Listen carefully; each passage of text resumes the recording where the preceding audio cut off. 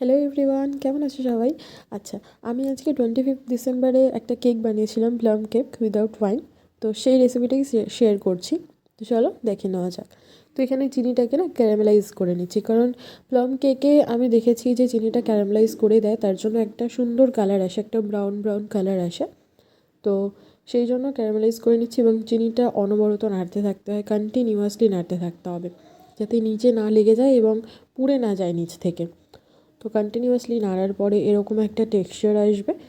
কালারটা আরেকটু ঘন হলে আমি জল অ্যাড করে দেবো, যাতে কালারটা ভালোভাবে আসে। আর ব্যাটারটার জন্য এটাই ইউজ হবে। তো কালারটা একটু ঘন হয়ে এসছে, এবার আমি জল অ্যাড করে দিচ্ছি, এটাকে পাতলা করে নেব।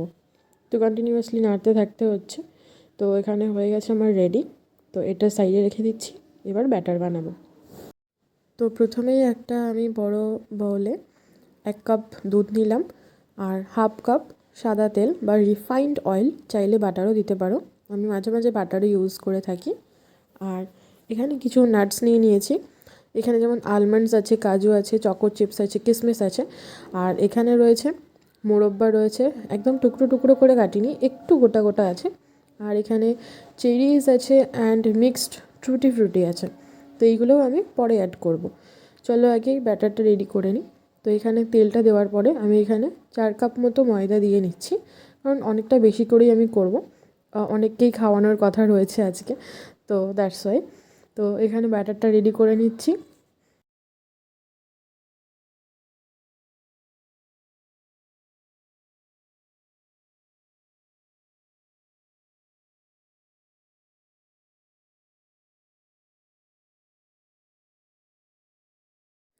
ব্যাটারের মধ্যে আগে যা লিকুইড জিনিসপত্র আছে সেগুলো দিয়ে দেখে নেব ব্যাটারটা এরকম ঠিক হয়ে গেছে কিনা।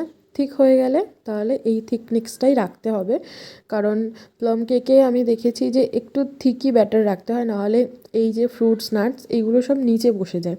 তো একটু থিক ব্যাটার রাখতে হবে, আদারওয়াইজ যদি এর থেকে বেশি থিক হয়ে গিয়ে থাকে তাহলে দুধ বা জল অ্যাড করতে পারা যায়। তো তারপরে আমি এগুলো অ্যাড করে দিয়ে দিয়েছিলাম বেকিং পাউডার, 1 টেবিল চামচ মতোই দিয়েছিলাম। আর জাস্ট 1 চিমটে বা 2 চিমটে মতো ওই বেকিং সোডা দিয়ে দিলেই হয়। তো বেকিং সোডাটা আমি একটু পরে ইউজ করে নেব।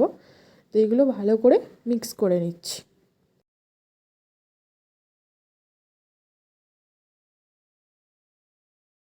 আচ্ছা, আমি যেহেতু গ্যাসে করব তাই এখানে একটা বড় ডেচকি প্রিহিট করতে রেখে দিয়েছি, এবং কেকটা একদম যখন হিটে দেব তখনই আমি বেকিং সোডাটা অ্যাড করে দিচ্ছি। বেকিং সোডাটা অ্যাড করে ভালো করে মিশিয়ে তারপরে এখানে কিছুটা বাটার বা অয়েল র্যাপ করে নিয়েছি, বাটার পেপার দিতে পারো। তো আমি এমনি কাগজেই ওটাতে তেল মাখিয়ে নিয়েছিলাম এবং এর মধ্যে ট্রান্সফার করে দিয়েছি।